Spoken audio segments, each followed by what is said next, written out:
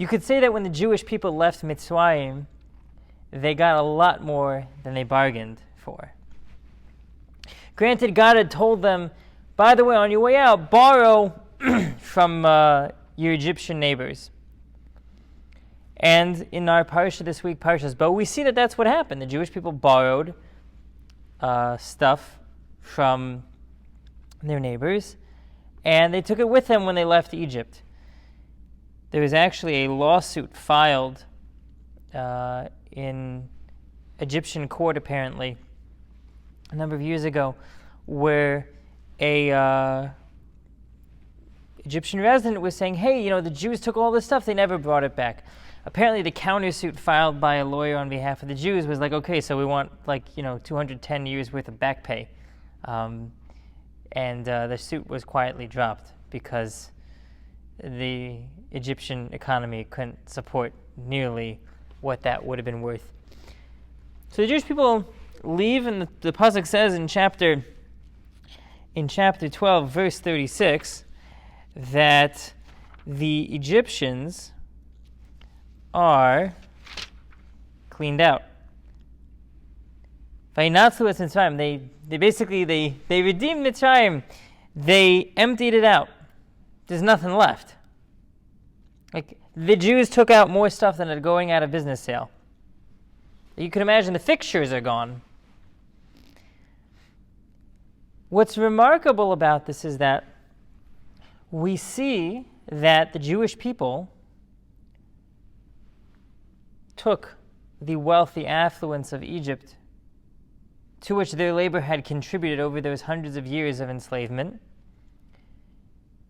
But if you think about the state at which the Jewish people left, vis-a-vis their popularity, they were probably a lot less popular than the incumbent president who got voted out of office in any of the elections in American history. They're notoriously low at that point. Not only that, but Egypt had just been devastated.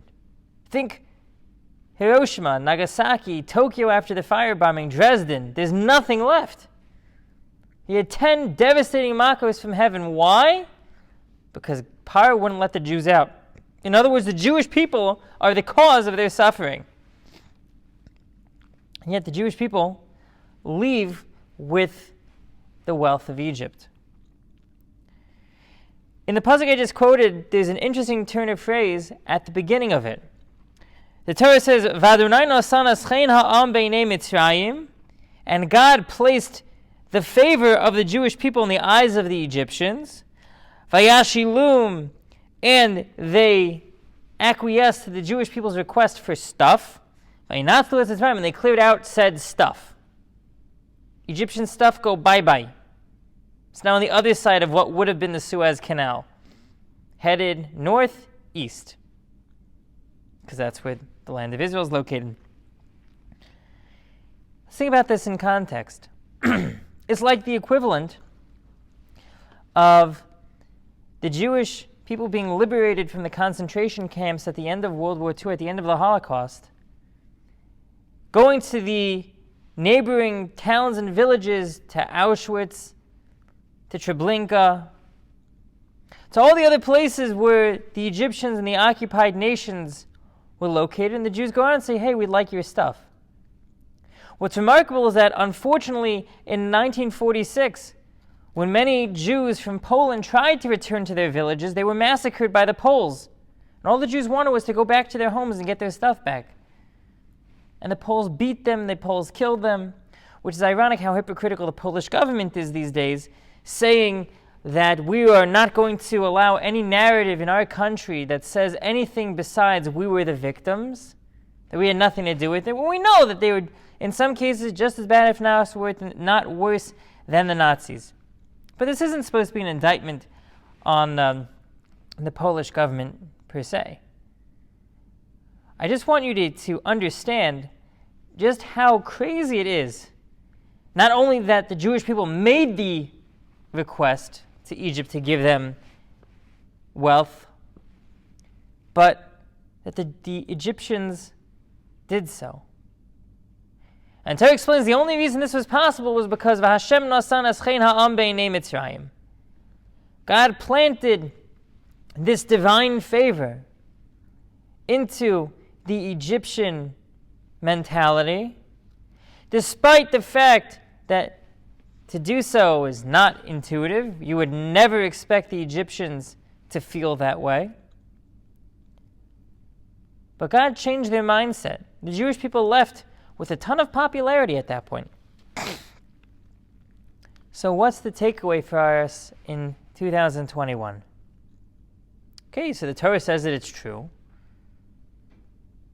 Not going to argue with that. But why is it important that we know this detail? Why is it important that we see this? And I think it's a very important fundamental point in the idea of bitachon in Hashem, of trust in God. And there are a lot of examples of how this theme flows throughout the redemption of the Jews from Egypt through Yetzias Mitzrayim. Because the only way it worked was because the Jewish people believed that Hashem would take them out, and they had faith that Hashem would do so. At this point, the bitachon that the Jewish people exhibited, this trust, reliance on the Almighty, is that they had no idea what was going to happen. You try going to someone's house in Missouri after you've just beaten them in a lawsuit to borrow something, you'd be lucky if only one shotgun poked its way out the front door. I imagine in Egypt they're throwing Jewish babies into the sea, into the Nile. We know they're homicidal as a nation. Jewish people said, I don't know if this is a good idea, but God said to do it. We're trusting God. And the Jewish people walked out with a wealth of kings, with all the wealth that Egypt had to offer. The lesson for us in 2021, 22, a couple days afterwards, 2022, the lesson for us is that just like Hashem could make the improbable and the impossible according to the laws of nature take place, so too God can help us in our life. There's nothing stopping God from providing that level of salvation. Sometimes you worry, how are we going to make ends meet? How are we going to do this? How are we going to do that? How is this medical procedure going to turn out? And these are all valid, reasonable concerns, worries, and anxieties. I'm not trying to poo-poo them. I'm not trying to say that we shouldn't worry, they shouldn't concern us. But practically, what we do is impacted by the belief and by the trust in the Almighty that things are going to work out for the best. If you don't have faith and you don't trust God, there's no point in praying, because what's that going to do? You have a unexpected financial issue come up. If you believe in God, you trust God, you're going to do things quite differently than if you didn't have that. This idea is one that we can put in our back pockets, ladies and gentlemen, to fortify us when things get tough. Then not only can we survive, with God's help, we'll thrive as well. Have a great week.